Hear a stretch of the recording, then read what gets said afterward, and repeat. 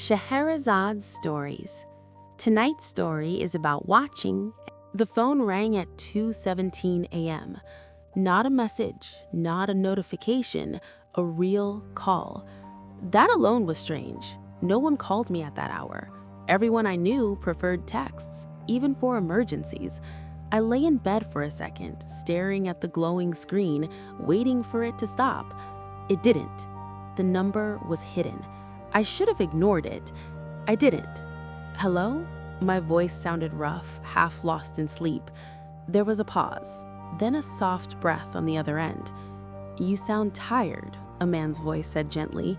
"You always do at this time." My stomach tightened. "Who is this?" I asked. "You know who this is," he replied. "You just don't remember yet." That made no sense. "I think you have the wrong number," I said, and moved to hang up. "Wait," he said quickly. "You're in your bedroom. The lamp on the desk is still on. You fell asleep with a book open on page 112. My hand froze. I slowly turned my head. The lamp was on. The book lay open beside me, page 112. "How do you know that?" I whispered. He sighed softly, almost sadly. "Because I've heard this version of your voice before." Cold spread through my chest. "Stop calling me," I said, and ended the call. The room fell silent again, too silent. I lay there, heart pounding, trying to convince myself it was a prank, someone lucky, someone guessing. But the details were too precise. I turned off the lamp, closed the book, and stared at the ceiling until morning. The next day, I told no one. How do you even start that conversation? Hey, someone called me in the middle of the night and knew exactly what I was doing. Instead, I went to work, drank too much coffee, and tried to forget. By evening, I almost believed I had imagined it. Then my phone rang again. 2:17 a.m. Hidden number. I didn't answer. It rang until it stopped. 5 seconds later, a message appeared. "You didn't say goodbye this time." My hands shook. I typed back before thinking, "Who are you?" The reply came instantly.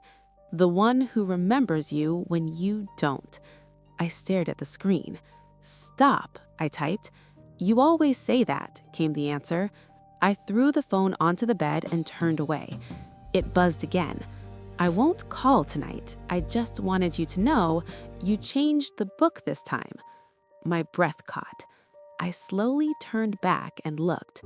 The book beside me was no longer on page 112. It was closed. I hadn't touched it. I didn't sleep after that. The next morning, I went to the phone company, changed my number, explained it as harassment. They nodded sympathetically and promised it would be resolved. For the first time that day, I felt relief. That night, at 2:17 a.m., my new phone rang.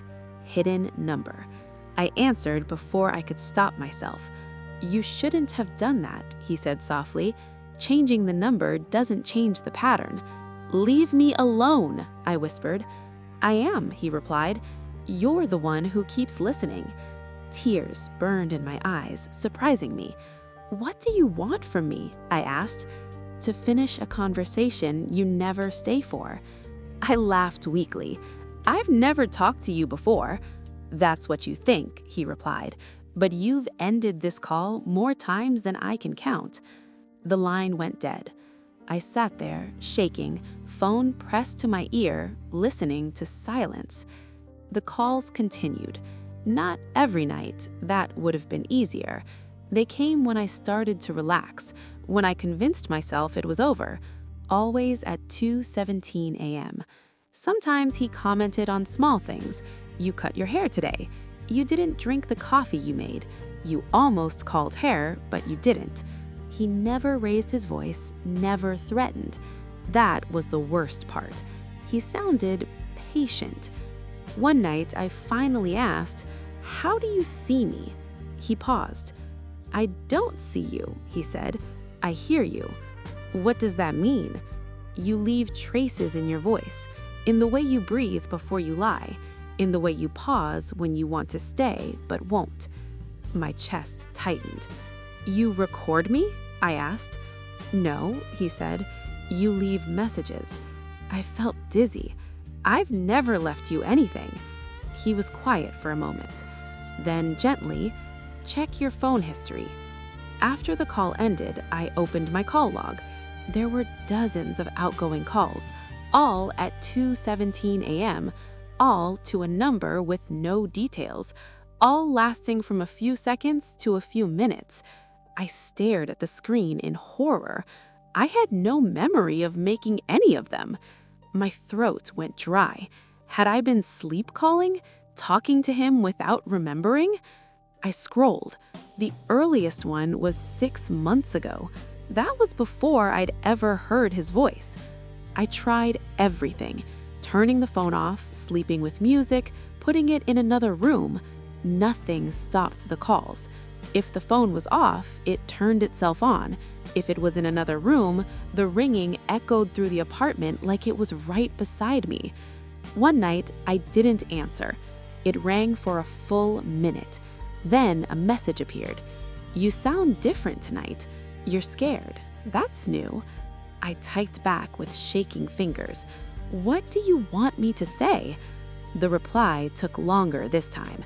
"Say what you always start to say before you hang up." I swallowed. "I don't know what that is." Another pause. Then, "You say you don't want to be alone, and then you laugh and pretend you didn't mean it." My eyes filled with tears. I had never said that to anyone, not out loud. On the 7th night in a row, he finally asked a question. "Why do you think you keep calling me?" he said. "I don't," I whispered. "You do," he replied, "even when you don't remember. So why?" I closed my eyes. Images rose in my mind. Evenings alone, conversations cut short, messages I never sent. I think my voice shook. "I think I don't want to disappear without anyone noticing." He was silent for a long moment. Then he said softly, "That's the first new thing you've said in a long time." "What happens now?" I asked. "It depends," he replied. "Do you want this call to end like the others?" My chest tightened. "And if I don't," he said, "then tomorrow you won't just hear my voice, you'll hear your own." The line went dead. That night, I didn't wait in bed. I sat up, phone in my hands, staring at the screen. 2:16. My heart hammered. 2:17. The phone rang. I answered immediately. "I'm here," I said. He exhaled softly, like he'd been holding his breath.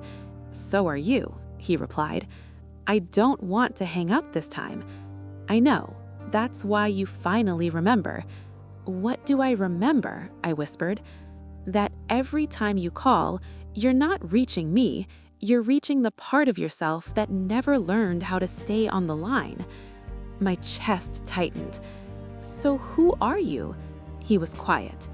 Then he said, "I'm the voice you leave behind when you choose silence." The words settled slowly, painfully. "And now?" I asked. "Now," he said, "you can either hang up again and forget, or stay long enough to hear what you've been trying to say for months." My hands trembled. I looked around my quiet room, and for the first time, I didn't feel alone. "I'll stay," I whispered. There was no reply, only the soft sound of breathing, my own on the other end.